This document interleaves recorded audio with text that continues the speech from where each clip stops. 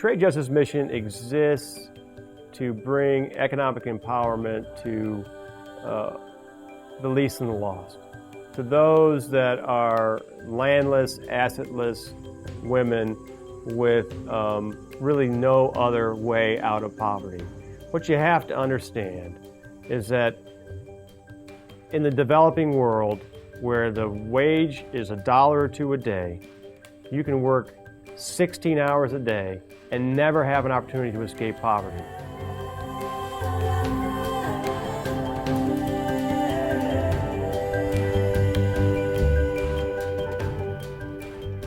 Trade Justice Mission began in 2008 after my wife and I and my family came back from the Philippines. We had moved to the Philippines to work to stop the sex trafficking of children. I was involved as an attorney. I went to work with an organization that worked to help stop sex trafficking. And while in the Philippines, I would meet with the mayors and the governor and other stakeholders, and they all basically told me the same thing, that if you do not find an economic alternative for people who are hungry, they will do what they have to do to eat.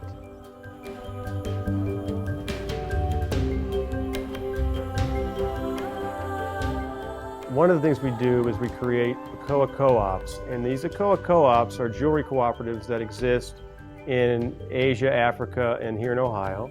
What we do is we partner with a Christian missionary group who's already in the country. This group is already working with endangered and marginalized women. So what we do is we put together a group of at least 5 women, and they have to be landless, assetless women who are marginalized for the same type of condition.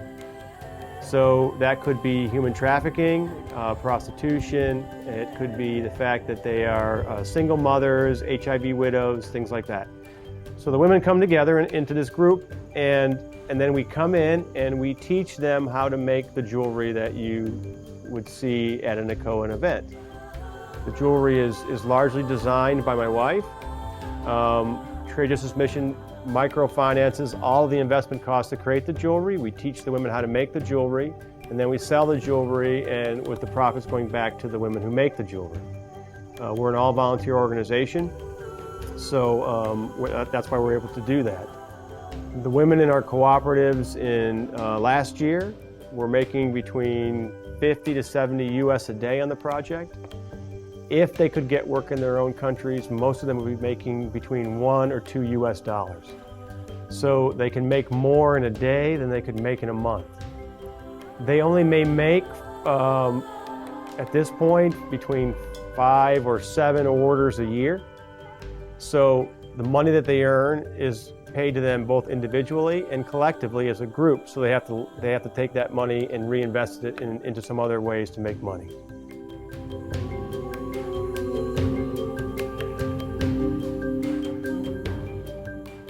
You know, you can give and give and give. Many of us give to churches, we give to organizations, but unless you put in place a structure that allows those people to take care of themselves, they can never escape poverty.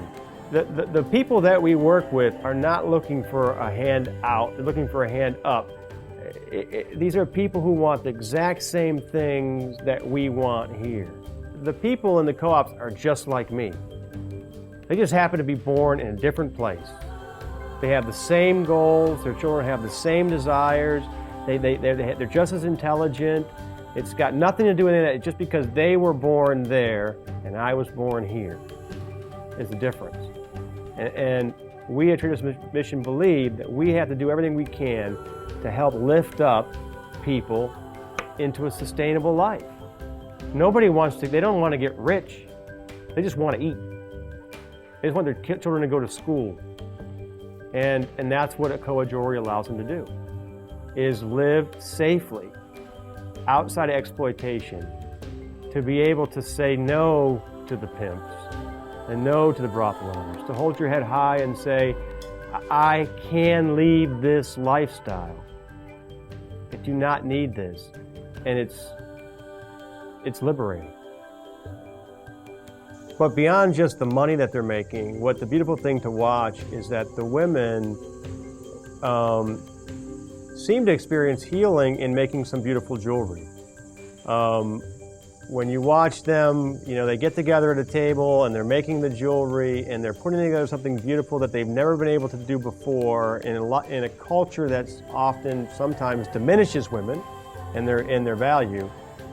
And then they get to try on the jewelry, and it's transformational to watch a woman from beginning to end as she enters the co-op and at the end of the training, when she is now economically empowered. She's made some money, she's made beautiful art, she's felt valued, and it happens no matter what part of the world I'm in. When I was in the Philippines, what I've learned was that if you feel that the only thing you have to sell is your body and nobody's buying anything else, that's what you sell. And that has to make God weep. And it makes me weep. And to know that somebody could get to a point where they think that that's all they have to do, that's the only thing they could ever do. And we at Trade Justice Mission believe that we need to do whatever we can to empower people to be able to take care of themselves.